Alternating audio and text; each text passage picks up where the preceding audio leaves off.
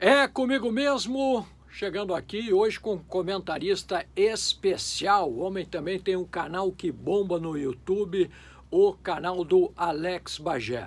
Bagé, eu te convidei pelo seguinte, primeiro retornou bem de férias. Tudo certo, Serginho, tudo na paz. Que bom.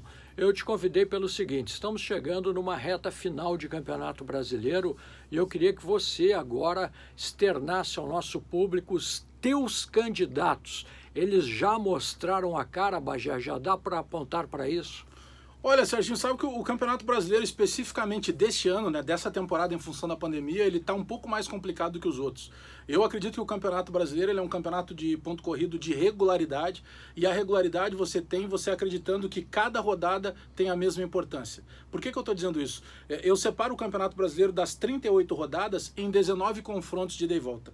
Então, por exemplo, você faz o primeiro confronto contra o Fluminense, perdeu ou empatou, eu somo esses dois confrontos do Fluminense. Aí eu vou chegar lá, contra o Fluminense eu ganhei os dois jogos, ou seja, eu fiz 100%. Eu penso que esse acúmulo, esse depósito de pontos é que pode te fazer uma diferença dentro do Campeonato Brasileiro. Tem uma outra diferença fundamental. Você pode trocar ponto contra os grandes, você não pode trocar pontos contra os pequenos. Então o Campeonato Brasileiro de ponto corrido, ele é o campeonato dos favoritos. Eu encaro dessa maneira.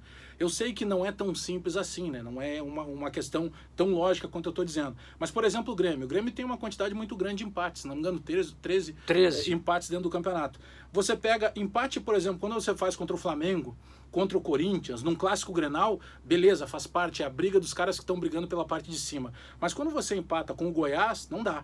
Quando você empata contra o Sport, não dá. Quando você empata contra o Atlético Goianiense, contra o Bahia, isso não pode acontecer contra o Fortaleza da vida. Estou citando o Grêmio, mas isso vale para o Inter, vale para qualquer outro time.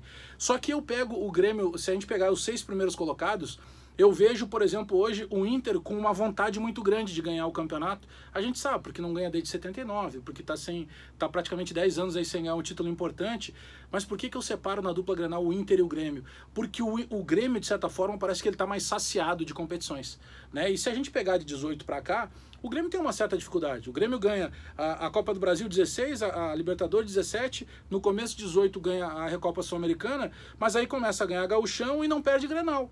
Então, de 18 para cá, 3 temporadas praticamente, a gente está entrando na terceira temporada, o Grêmio está se alimentando de vitória em clássico e também de vitória em Campeonato Gaúcho.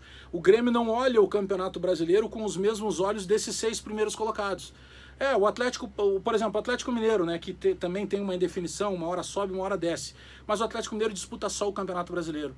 O São Paulo, hoje em dia, está disputando só o Campeonato Brasileiro e parece que sentiu, para você que é um cara das lutas, parece que tomou aquela porrada, foi pro corner e não está conseguindo acordar daquela eliminação. E nem administrar um round, né? Não, nem administrar. E parece que também tem um conflito, para usar essa analogia da luta, com o próprio staff ali. Parece que o próprio grupo, os treinadores, o pessoal não está falando a mesma língua. O Palmeiras está mostrando a força de grupo e de um técnico que chegou e em que pouco tempo entendeu o que precisava o Palmeiras. O Palmeiras está disputando as 3 competições e as 3 competições com condições reais de ganhar. Está numa final de Copa do Brasil, dificilmente não vai estar na final da Libertadores, e está em 6º lugar no Campeonato Brasileiro, mas aí tem a justificativa de, em determinado momento, estar com a cabeça voltada para as Copas.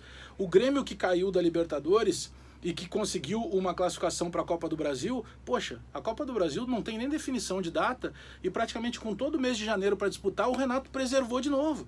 Eu sei, Serginho, que em alguns momentos você pode não preservar, escalar os titulares e também não conseguir o melhor resultado. Mas é que eu vejo o Grêmio olhando o Campeonato Brasileiro de uma maneira diferente, sabe? Vamos lá. Se a gente ganhar, beleza, mas se não ganhar, não tem problema. Então, de todos esses primeiros, o Flamengo a gente não consegue entender qual é a crise que o Flamengo entrou, né? Porque tem um grupo qualificado, tem um bom técnico que chegou lá, mas que não conseguiu remobilizar ninguém.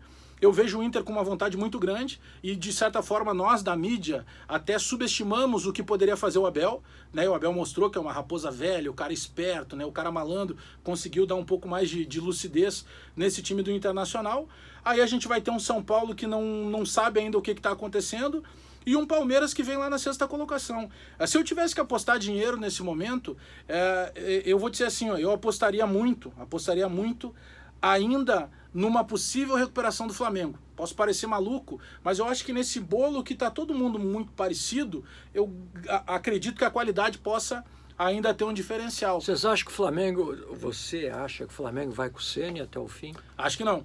E vou dizer mais, pelo que a gente está acompanhando aí das últimas horas, possivelmente o Flamengo faça o próximo jogo agora contra o Goiás, e independentemente do resultado, o Rogério Ceni saia, e o Flamengo já está trazendo um técnico que até bem pouco tempo trabalhou, inclusive lá no Benfica, né, o Vitória, e que é essa onda agora do técnico estrangeiro. Mas eu, sinceramente, eu penso que eu poderia perder dinheiro se eu fosse apostar, mas eu ainda acredito que esse elenco, pelas qualidades individuais do Flamengo, ele ainda possa arrancar. Flamengo ou Inter, então, dá para dizer assim? Flamengo ou Inter, é uma boa opção. Eu não confio muito no São Paulo. Sabe, o São Paulo tem um bom time, tem um bom estilo técnico, mas o São Paulo é uma coisa meio kamikaze. Agora, depois da eliminação na Copa do Brasil para o Grêmio, já apareceu briga do Fernando Diniz discutindo lá com o Tietê, depois foi para a entrevista coletiva, e a gente sabe que deve ter doído muito para ele pedir desculpas na entrevista coletiva pela característica dele. Eu não consigo confiar no São Paulo. O São Paulo do Atlético é um time que, por exemplo, ganhou o jogo passado, empatou o jogo passado com a ajuda de talvez um erro de arbitragem contra o Bragantino, que é um dos times mais fracos do campeonato.